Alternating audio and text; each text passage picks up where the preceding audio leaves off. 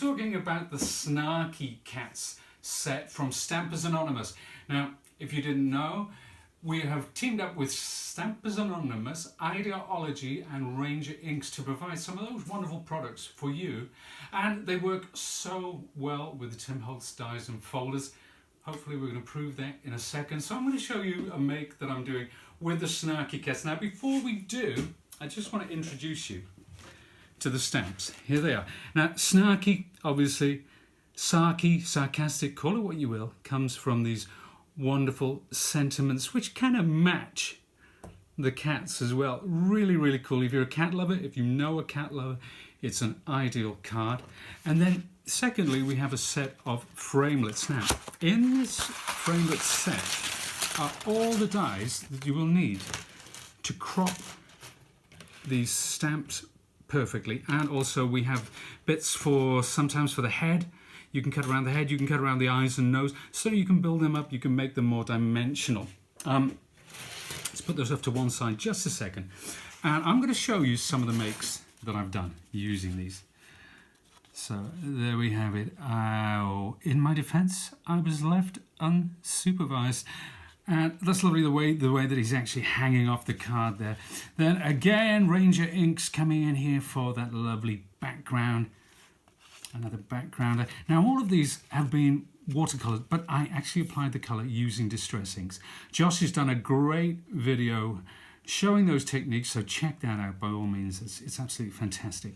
And of course, once watercoloring, then I cropped around with the die. So there's another one more.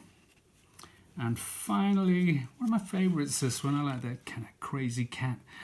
They're all crazy. They're all crazy. Answers on a postcard, anyway. So let's get into the make. Let's show you what we're talking about.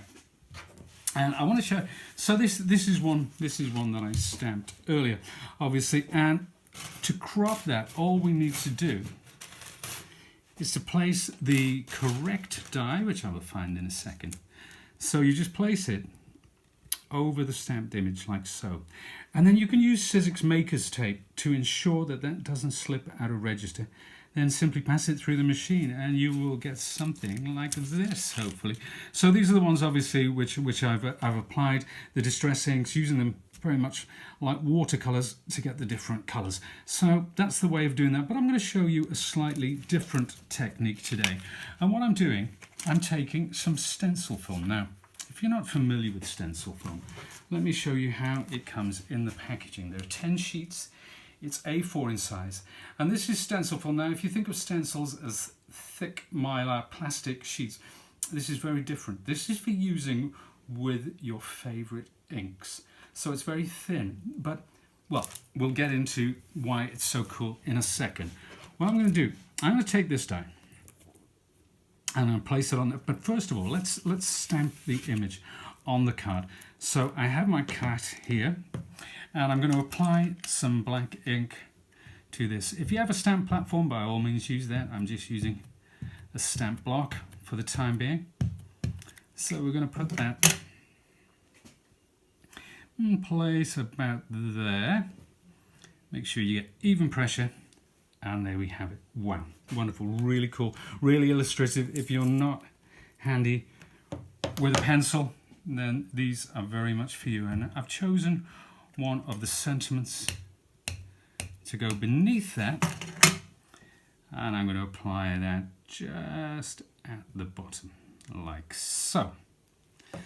So that's ready to go. But what I want to do, rather than color the cat, I'm leaving that black and white.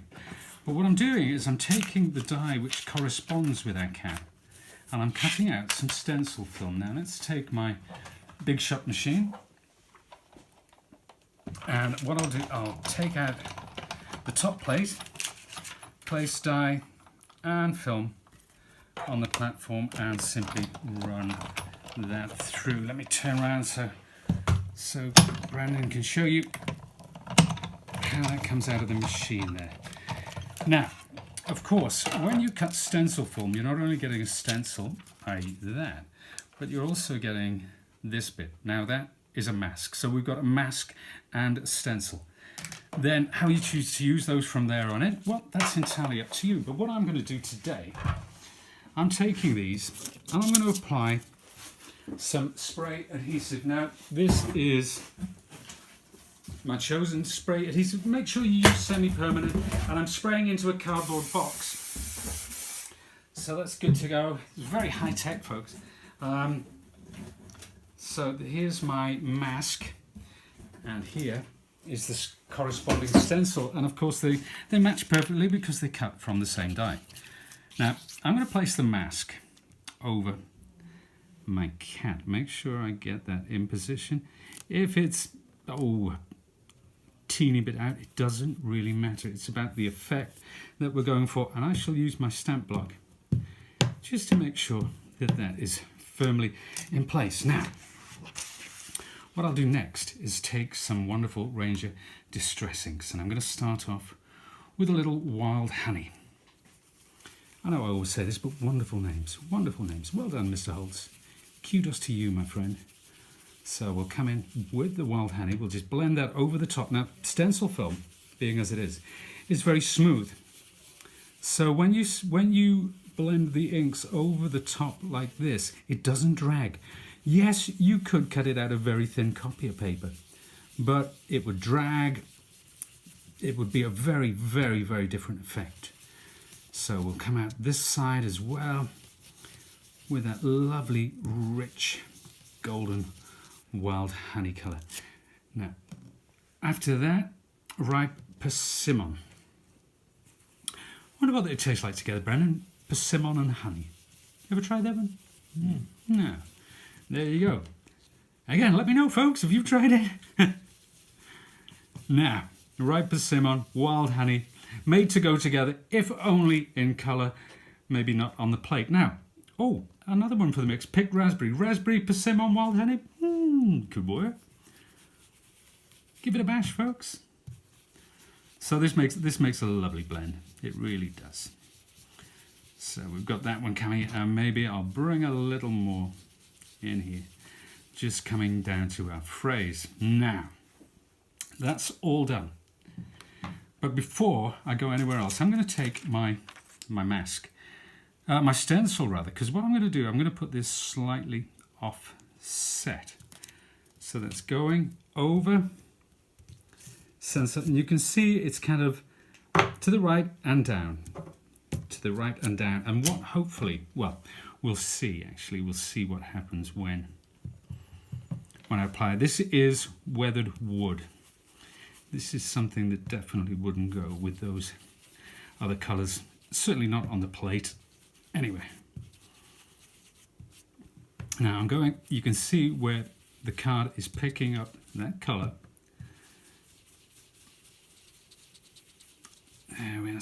Make sure you get that lovely shadow in there. How much ink you put on is entirely up to you. It doesn't have to be weathered wood. You could use vintage photo. You could use any number of darker colours. But the important thing is that we get this lovely shadow. And when I take the mask away, you'll see it in all its glory. But for now, we'll just peel that off. And I'm going to spritz. I'm going to take my mister and I'm going to spritz in there. Just a few blobs and a light mist, and that's going to activate, that's going to sink into the card, and as it does, you see it start to pull, it starts to lift the ink away from that card. And to accelerate that, I'm going to use my Civics heat tool. This is the dual speed Civics heat tool, and that's just going to speed it up slightly.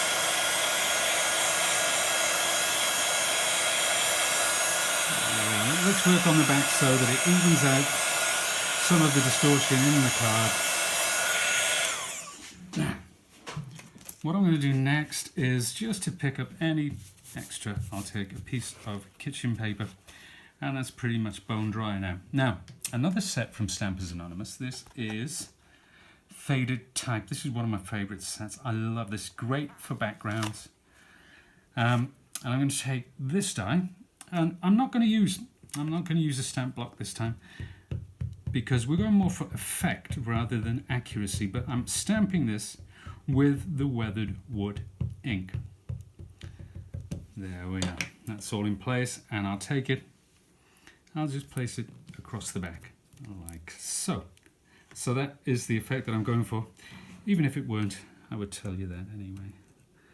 Let's peel off my mask and you'll see exactly where we're going with this. Can you see that now? So we've got that shadow. We've got the black and white cat, so very different to the ones that I coloured before. And all you need to do is simply attach that to the front of your base card. And I've got some more examples which I can share with you. That's the same one, using very different colours and a different sentiment. And you can see how I placed that onto my base card. Then next up, similar sort of thing. And again, I use the faded type stamp for the background. Slightly different, I love this crazy cat. Slightly different techniques here. We've used the splatters, we've sprayed onto the mat, we've dipped the card in it, but all the time with that mask in place. And then last but not least, we've got this wonderful hanging on for dear life cat. And you can see I've cut into the card and I've curled those back as well. So there you go, there's 4 examples. There are many more, as you can see. We made the other 6 cards as well. Wonderful, wonderful sets. Also, don't forget, frame stamps and framelits. We do have the distinguished, and we shall be doing some makes with this coming up. That is the distinguished stamp set, and these are the corresponding dies, and they work in exactly the same fashion as the Snarky cats. I implore you to go and check those 2 sets out. There's a lot more beside. Go to the Tim Holtz Hub, check out the website for availability. These are going like hotcakes. Which is great, which is really great. I'm so happy they are. But thank you very much for joining me today. Thank you to Brandon for filming me today. That's a big thumbs up from Brandon. I'll see you again soon. Bye.